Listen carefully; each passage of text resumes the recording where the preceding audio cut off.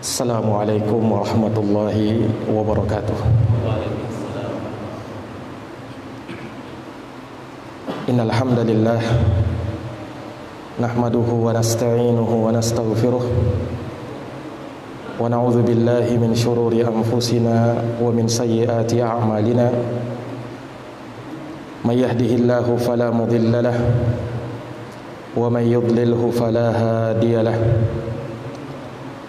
Asyhadu an la ilaha illallah wahdahu la syarika lah wa asyhadu anna Muhammadan abduhu wa rasuluh.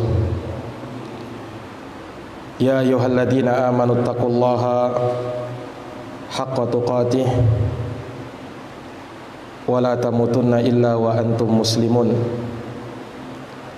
Ya ayyuhan nasu taqu rabbakumul ladzi khalaqakum min nafsin wahidah wa khalaqa minha zawjaha wa batha minhuma rijalan katsiran wa nisaa'a wattaqullaha alladzi tasaaluna bihi wal arham innallaha kana 'alaikum raqiba. Ya ayyuhalladzina amanu taqullaha wa qulu qawlan sadida yuslih lakum a'malakum wa yaghfir lakum dhunubakum wa may yuti'illaha wa rasulahu faqad faza fawzan 'azima. Amma ba'd,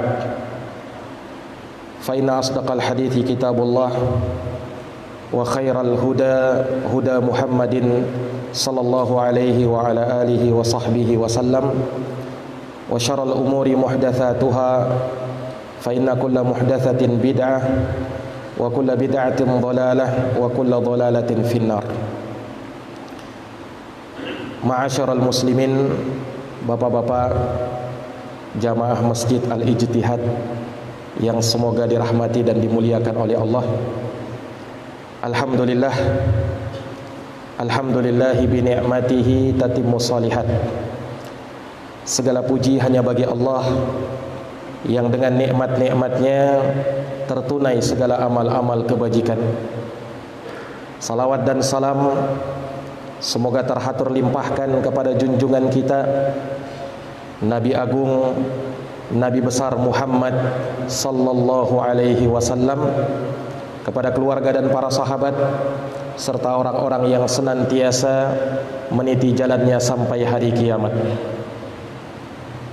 Bapak-bapak hadirin jamaah salat subuh yang dirahmati dan dimuliakan oleh Allah,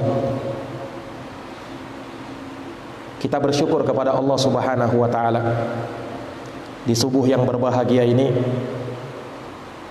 kita telah menjalankan salah satu kewajiban kita sebagai umat yang beriman, salat subuh secara berjamaah. Tentu saja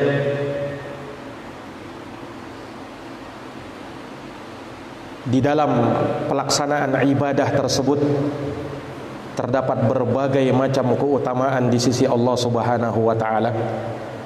Terlebih khusus ibadah salat subuh, yang mana salat subuh ini akan memberikan kesucian kepada hati kita dan akan memberikan semangat pada diri kita. Hal ini sebagaimana disebutkan oleh Nabi sallallahu alaihi wasallam dalam hadis riwayat Bukhari Muslim dari sahabat Abu Hurairah radhiyallahu anhu. Rasulullah sallallahu alaihi wasallam pernah bersabda, "Ya'qidus syaitanu ala qafiyati ra'si ahadikum thalatha uqad." Kata Nabi, sesungguhnya syaitan mengikat di tengkuk kepala seorang dari kalian dengan 3 ikatan. Yadribu kulla uqdatin makanaha alaika laylun tawil farqud. Yang mana setan itu, kata Nabi, akan meniupkan pada setiap ikatan yang dia ikat, dia katakan padanya, alaika laylun tawil farqud, malammu masih panjang, tidurlah. Ini kabar dari Nabi sallallahu alaihi wasallam. Jadi tiap kita tidur di malam hari, setan itu sudah ikat kita, Pak, dengan 3 ikatan. Nah, untuk itu kita harus melepaskan ikatan ini. Bagaimana caranya? Kata Nabi sallallahu alaihi wasallam, fa in istayqadha wa dzakarallaha in hallat uqdah. Kalau dia bangun kemudian langsung berzikir kepada Allah, membaca doa bangun tidur, maka kata Nabi sallallahu alaihi wasallam, terlepas 1 ikatannya. Wa in tawaddu'a in hallat uqdah. Terlepas 1 ikatan, masih ada 2 ikatan. Kata Nabi, kalau dia wudu, maka lepas ikatan yang kedua. Wa in shalla in hallat uqdah. Dan kalau dia solat, maka terlepas semua ikatan itu. Fa asbaha nasyitan thayyiban nafs. Maka ketika itu di pagi hari ia memulai paginya dengan semangat dan hati yang bersih. Wa illa fa asbaha khabisan nafs kaslan. Tapi kalau tidak, kata Nabi, maka jiwanya akan buruk dan dia akan menjadi malas. Ini kata Nabi sallallahu alaihi wasallam, menunjukkan orang yang bangun subuh, berwudu kemudian salat subuh, ini akan memberikan kekuatan, semangat, dan akan memberikan kesucian di dalam hati kita. Ini jamaah sekalian yang dirahmati dan dimuliakan oleh Allah. Terlebih lagi Nabi sallallahu alaihi wasallam juga menyebutkan dalam hadis riwayat Muslim, orang yang sholat subuh berjamaah itu bagaikan orang yang berdiri semalam suntuk. Dalam hadis riwayat Muslim, Nabi sallallahu alaihi wasallam bersabda, "Man shallal isya'a fi jama'atin faka'annama qama nisfal laili." Barang siapa yang dia sholat berjamaah, sholat isya, maka seakan-akan, kata Nabi, dia berdiri separuh malam. Wa man shallal subha fi jama'atin faka'annama qamal laila kullah. Dan barang siapa yang berdiri sholat subuh berjamaah, maka seakan-akan, kata Nabi, dia sholat semalam suntuk. Seakan-akan dia berdiri semalam suntuk. Ini bagi yang sholat subuh berjamaah. Luar biasa sholat subuh ini. Bagaimana tidak, jangankan sholat subuhnya, jangankan sholat fardu subuhnya, 2 rakaat subuhnya saja, kata Nabi dalam hadits Aisyah radhiyallahu anha riwayat Imam Muslim, rakaatal fajri khairun minad dunya wa ma fiha. 2 rakaat sunnah sebelum subuh lebih baik daripada dunia dan seisinya. Itu baru sholat sunnahnya. Bagaimana sholat fardunya? Ini jamaah sekalian yang dirahmati dan dimuliakan oleh Allah Subhanahu wa taala. Dan masih banyak keutamaan orang yang menegakkan salat subuh berjamaah ini. Inilah salat yang paling berat bagi orang-orang munafikin. Athqalus salati 'alal munafiqin salatal isya wa salatas subhi. Salat yang paling berat bagi orang munafik ada 2 salat, yaitu salat isya dan salat subuh. Paling berat, tapi di sisi lain paling besar pahalanya. Makanya Nabi SAW menjanjikan dengan cahaya di akhirat, dan Nabi SAW menjanjikan dengan surga. Kata Rasulullah SAW, "Basyiril masyaina fil zulam ilal masajid bin nurit tami yaumal qiyamah." Beri kabar gembira, kata Nabi, kepada orang-orang yang berjalan di kegelapan malam menuju masjid-masjid Allah. Beri kabar gembira kepada dia dengan cahaya yang sempurna nanti pada hari kiamat. Jamaah yang dirahmati dan dimuliakan oleh Allah, ini keutamaan salat subuh berjamaah. Dan ini tidak lain dan tidak bukan jamaah sekalian, melainkan menunjukkan keutamaan waktu subuh ini. Jadi waktu subuh ini waktu yang utama, waktu yang mulia bagi umat Islam. Sesuai dengan sabda Nabi, burika li ummati fi bukuriha. Umatku akan diberkahi pada waktu paginya. Dalam riwayat lain, riwayat Imam Ahmad, Nabi mendoakan, Allahumma barik li ummati fi bukuriha. Ya Allah, berkahilah umatku di waktu paginya. Nah, makanya di pagi ini tidaklah seorang mempelajari suatu ilmu kecuali ilmunya akan diberkahi oleh Allah. Tidaklah seorang beramal dengan suatu amalan kecuali amalannya akan diberkahi oleh Allah. Dan tidaklah seorang mencari rezeki dia mulai di pagi ini, melainkan rezekinya akan diberkahi oleh Allah Subhanahu wa ta'ala. Ini jamaah yang dirahmati dan dimuliakan oleh Allah Subhanahu wa ta'ala. Makanya sangat banyak Allah Subhanahu wa ta'ala menyinggung waktu pagi ini. Bahkan Allah menggunakan waktu pagi untuk bersumpah dengannya. Wal fajri, demi waktu fajar. Allah bersumpah dengan waktu fajar. Dan ulama mengatakan tidaklah Allah bersumpah dengan sesuatu kecuali menunjukkan kemuliaan sesuatu itu. Kemuliaan dia. Makanya dikhususkan waktu subuh, Allah Subhanahu wa ta'ala menyandarkan namanya kepadanya. Dalam surat yang kita hafalkan bersama, Qul a'udzu birabbil falaq. Katakan wahai Muhammad, aku berlindung kepada Rabb pemilik waktu subuh. Padahal kan Allah Subhanahu wa ta'ala yang memiliki semuanya, yang menguasai semuanya. Allah pemilik waktu subuh, Allah pemilik waktu siang, waktu malam, semuanya Allah miliki. Tapi kenapa dalam ayat dikhususkan Qul a'udzu birabbil falaq? Katakan wahai Muhammad, aku berlindung kepada Rabbnya falak, Rabbnya waktu subuh. Ulama mengatakan menunjukkan kemuliaan dan keutamaannya. Makanya manfaatkan waktu subuh ini dengan sebaik-baiknya, terutama untuk menuntut ilmu, beramal dengan ilmu, dan kita sisihkan juga untuk mencari rezeki Allah Subhanahu wa ta'ala.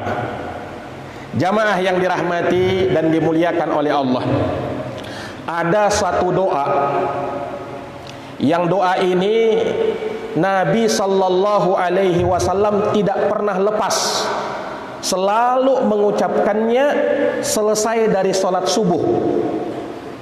Selesai dari sholat subuh, Nabi SAW tidak tinggal, tidak akan lupa mengucapkan doa ini. Sebagaimana diriwayatkan oleh Imam At-Tabrani dalam kitabnya Al-Mu'jamus Shaghir, diriwayatkan pula oleh Imam Ibnu Majah dan Imam Ahmad dalam musnadnya, dari istri Rasulullah sallallahu alaihi wasallam yang bernama Ummu Salamah, di mana Ummu Salamah radhiyallahu anha berkata, kana sallallahu alaihi wasallam yaqulu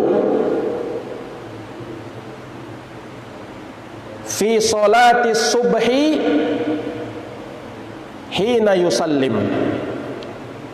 Adalah Nabi sallallahu alaihi wasallam itu apabila beliau selesai dari mengerjakan sholat subuh, maka beliau tidak lupa mengucapkan Allahumma, ya Allah, inni as'aluka, sesungguhnya aku minta kepadamu ya Allah, ilman nafi'an, 3 perkara.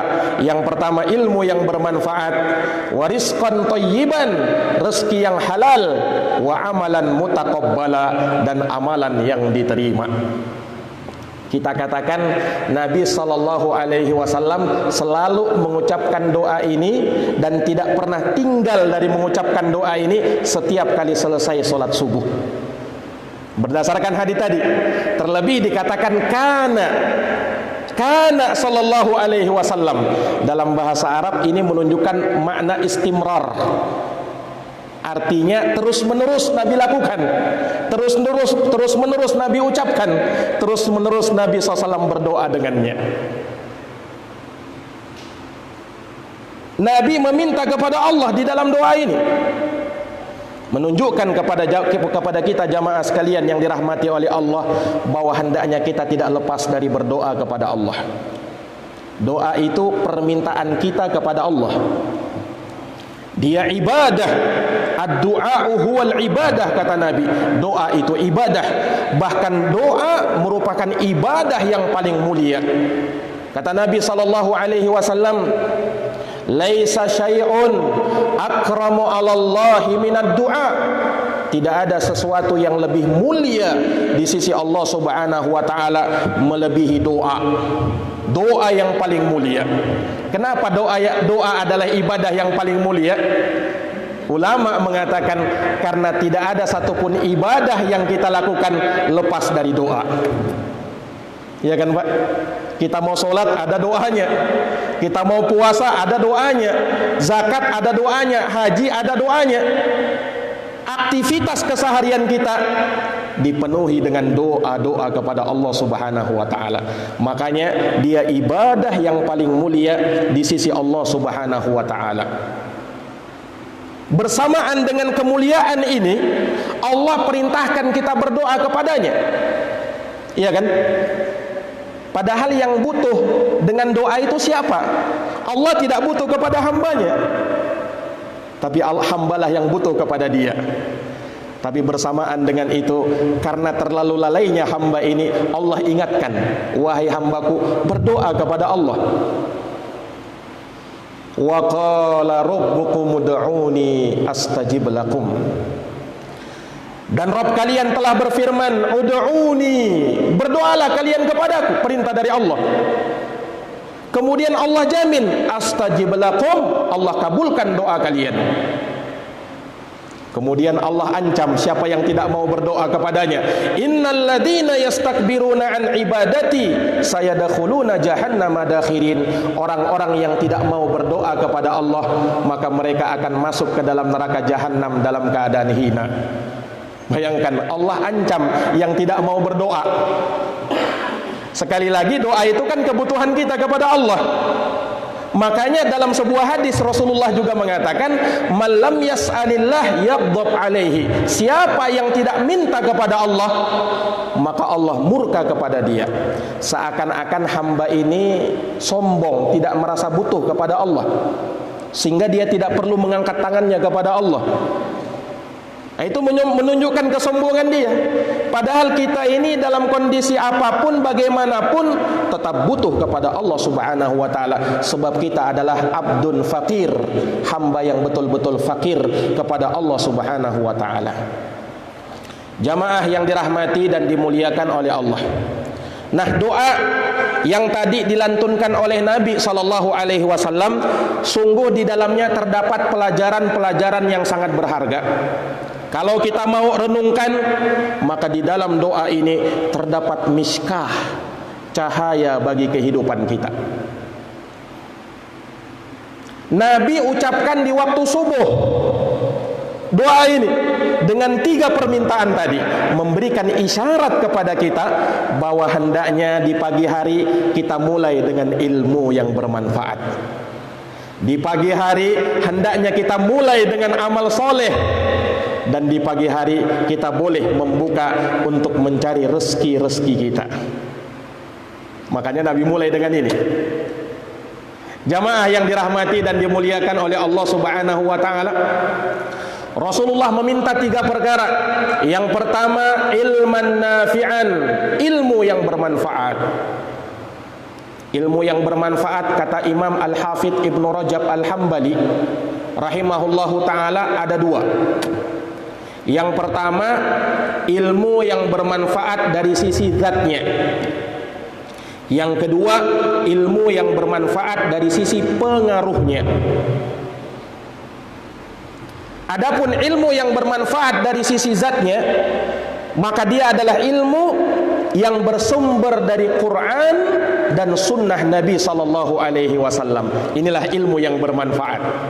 Makanya selain daripada itu yang tidak sesuai dengan Quran dan sunnah, maka itu ilmu yang tidak bermanfaat. Al-Imam Muhammad bin Idris Asy-Syafi'i rahimahullahu ta'ala, yang dikenal dengan Imam Syafi'i, beliau pernah berkata, al-ilmu ma kana fihi qala haddatsana wa ma siwa dzalika wasawisus syayatin. Ilmu itu, kata Imam Syafi'i, adalah ma kana fihi qala haddatsana, yang di dalamnya ada ucapan penyebutan qala haddatsana. Ini masyhur kalau kita baca hadis seperti itu. Maksudnya ilmu yang sampai penyandarannya kepada Nabi. Wa ma siwa dzalik, adapun selain daripada itu, kata Imam Syafi'i, hanyalah was-was dari setan. Ini ucapan Imam Syafi'i, Pak. Itulah ilmu yang bermanfaat dari sisi zatnya, ilmu Quran, ilmu hadis. Adapun ilmu yang bermanfaat dari sisi pengaruhnya, yakni kalau dia amalkan itu ilmu dan dia ajarkan kepada orang lain, baru bermanfaat. Jadi kalau baru diilmui belum diamalkan, belum bermanfaat. Apalagi kalau disembunyikan dari orang lain. Makanya Nabi kita Muhammad sallallahu alaihi wasallam menyebutkan, Al-Qur'anu hujjatun laka au alaika. Quran yang merupakan sumbernya ilmu itu bisa menjadi hujjah yang akan membela kita, atau justru hujjah yang akan mencelakakan kita. Kok bisa Quran mencelakakan kita? Ya kalau kita sekedar baca Quran tapi tidak kita amalkan itu Quran. Karena Quran itu butuh pengamalan, bukan sekedar kita baca, bukan sekedar kita ilmui. Ilmu itu cuman sarana untuk menuju tujuan. Tujuannya adalah amalan. Ini jamaah sekalian yang dirahmati oleh Allah. Makanya saling mengikat itu antara ilmu dan amal. Ilmu yang baik, ilmu yang berkah, ilmu yang bermanfaat kalau diikat dengan amalan. Amalan tidak akan bermanfaat, amalan tidak akan menjadi soleh kalau tidak dibangun di atas ilmu. Ini jamaah sekalian yang dirahmati oleh Allah. Makanya inilah amalan, inilah perkara yang akan mengalir terus pahalanya kepada kita sampai kita di kuburan. Kita mungkin sering mendengar hadis Nabi SAW. Dalam hadis riwayat Imam Muslim, kata Nabi sallallahu alaihi wasallam, "Idza mata banu Adam," kalau meninggal anak cucu Adam, "inqata'a anhu sa'iru amalih," akan terputus seluruh amalnya illa min thalath, kecuali 3 saja. Shadaqatin jariyah, au ilmin yuntafa'u bih, au waladin sholihin yada'ulah. Sedekah jariyah, ilmu yang bermanfaat, anak soleh yang mendoakan. Nah, salah satunya ternyata apa? Ilmu yang bermanfaat. Nah, dengan ilmu inilah Pak, kita bisa membedakan mana yang halal, mana yang haram. Dengan ilmu ini kita bisa membedakan mana yang hak, mana yang batil, mana jalan ke surga, mana jalan menuju neraka. Dengan ilmu ini. Makanya Nabi SAW tidak pernah di dalam Al-Quran perintah Allah meminta tambahan kecuali minta tambahan ilmu yang bermanfaat. Wa qur rabbi zidni ilma, dan katakan wahai Muhammad, wahai Rabbku, tambahkan kepadaku ilmu yang bermanfaat. Padahal Nabi itu kurang apa lagi ilmunya, ya kan? Tapi masih juga diperintahkan dalam ayat ini, katakan wahai Muhammad, tambahkan ilmu kepada saya. Perintah dari Allah Subhanahu wa taala. Kalau Nabi saja disuruh oleh Allah, perintah Allah supaya menambah ilmu, apalagi kita. Apalagi kita jamaah sekalian yang dirahmati dan dimuliakan oleh Allah. Nah, umat Islam itu sekali lagi mengumpulkan antara ilmu dan amal. Kalau lepas dari dua ini, imma dimurkai, imma tersesat. Makanya ayat surat yang sering kita baca dalam surat Fatihah, tatkala kita berdoa di situ, ihdinas siratal mustaqim. Ya Allah, ini kan doa ini. Tunjukilah kami jalan yang lurus. Apa itu jalan yang lurus? Siapa itu yang memegang jalan yang lurus? Siratal ladina an'amta alaihim, orang-orang yang dianugerahkan nikmat kepadanya. Ghairil maghdubi alaihim, bukan jalan orang-orang yang dimurkai. Waladhdallin, bukan jalannya orang tersesat. Orang yang dimurkai dalam ayat ini orang-orang Yahudi. Kenapa mereka dimurkai? Karena mereka berilmu tanpa beramal. Berilmu tanpa beramal. Ini orang Yahudi. Mereka kan tahu ilmunya mereka. Makanya mereka itu dikatakan ahlul kitab, orang yang memiliki kitab, orang yang tahu ilmu. Bahkan mereka tahu Nabi SAW sebagaimana mereka kenal anaknya sendiri. Ya'rifunahu kama ya'rifuna abna'ahum. Itu orang Yahudi, Pak.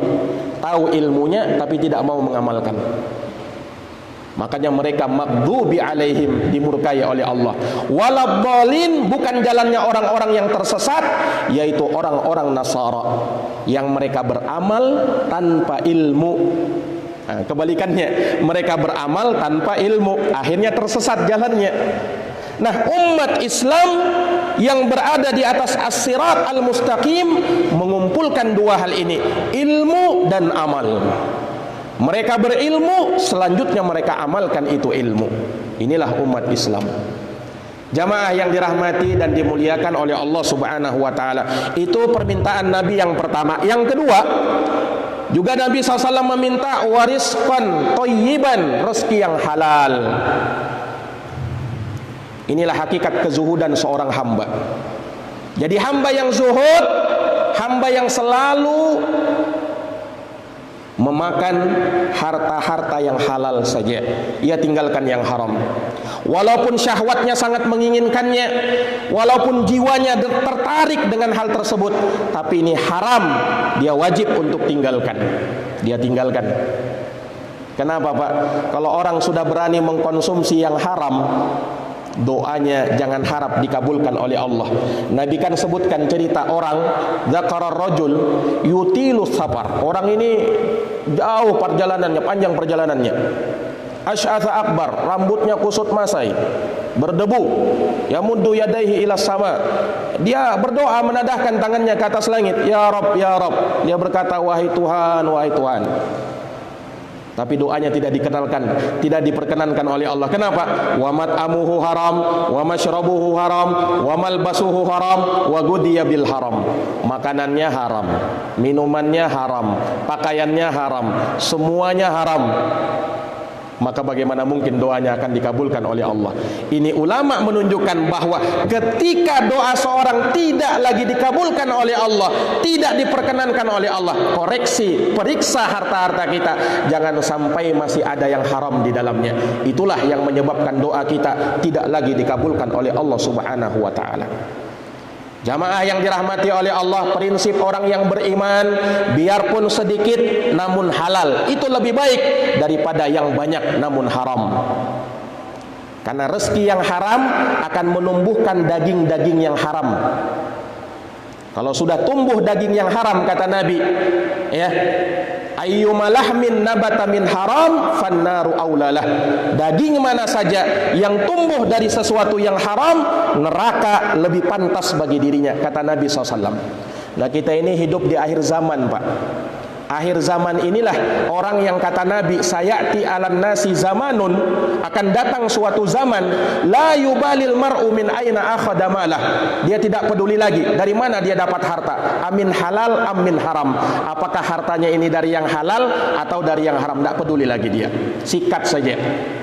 Na'udzubillahi min dzalik. Jamaah yang dirahmati dan dimuliakan oleh Allah. Kemudian yang terakhir, yang ketiga, Nabi SAW juga meminta kepada Allah Subhanahu wa taala di dalam hadis tersebut, yaitu wa amalan mutaqabbala, dan amalan yang diterima. Amalan yang diterima. Amalan nanti diterima oleh Allah kalau terpenuhi dua syaratnya, ikhlas dan sesuai tuntunan Nabi SAW. Faman kana yarju liqa'a rabbih, Barang siapa yang mengharapkan perjumpaan dengan Rabbnya, falyamal amalan salihah, maka hendaknya dia beramal dengan amalan soleh. Amalan nanti dikatakan soleh kalau sesuai dengan petunjuk Rasulullah sallallahu alaihi wasallam. Ini satu syarat. Wala yusyrik bi ibadati rabbih ahada, dan jangan dia mempersekutukan Allah dengan siapapun juga dalam beribadah kepada Allah. Ini syarat keikhlasan. Kita beramal ibadah tidak ada syirik di dalamnya, harus ikhlas karena Allah, ikhlas dan sesuai petunjuk Nabi sallallahu alaihi wasallam. Kalau kita hanya sesuai petunjuk Nabi, tidak ikhlas, tidak diterima amalan kita. Sebagaimana kalau kita cuma ikhlas tapi tidak sesuai petunjuk Nabi, juga tertolak. Man amila amalan laisa alaihi amruna fahuwa raddun. Siapa beramal suatu amalan tidak sesuai tuntunan agama kami, maka dia tertolak, kata Nabi sallallahu alaihi wasallam. Jamaah yang dirahmati oleh Allah, kalau kita lihat 3 permintaan Nabi ini, ilmu, rezeki, dan amal. Ini 3 ini saling berkaitan, Pak. Ya.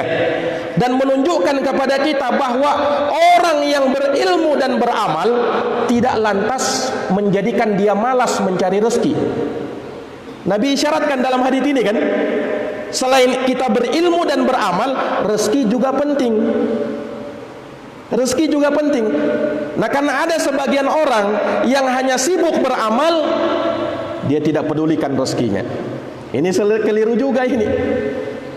Nah, ada orang yang antusias mencari rezeki sehingga dia langgar perintah dan larangan Allah Subhanahu wa taala. Nah, umat Islam dia pertengahan. Dia cari rezeki itu yang halal, yang haram dia tinggalkan. Waktu datang ibadah, dia ibadah. Dia tidak terlalu tomak terhadap dunia itu. Ini jamaah sekalian yang dirahmati oleh Allah. Dan perhatikan, Nabi minta ilmu dulu, baru amal, baru rezeki kan? Baru rezeki, baru amal. Nah, ini kata ulama menunjukkan bahwa ilmu ini asasi yang mendasari benar tidaknya amal kita tergantung ilmunya. Halal tidaknya rezeki kita tergantung ilmunya. Karena betapa banyak rezeki-rezeki yang tidak halal akibat ilmu yang tidak bermanfaat. Dan betapa banyak amalan yang ditolak karena tidak dibangun di atas ilmu yang bermanfaat. Nah, makanya ilmu itu dasar dari semuanya, Pak. Iya.